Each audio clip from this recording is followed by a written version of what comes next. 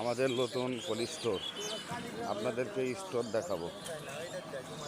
হ্যাঁ, কোল্ড স্টোরে অনেক জ্যাম দেখতে পাচ্ছেন।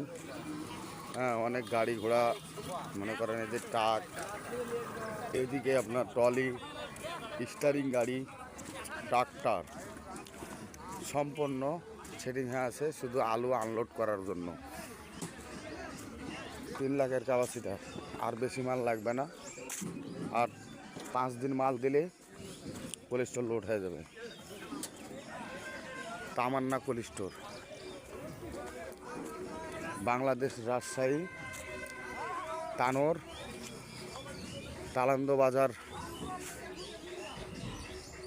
উত্তর দিকে নতুন ব্রিজের পাশে। এই যে ব্রিজের পাশে আমাদের কোল্ড স্টোর দেখতে পাচ্ছেন।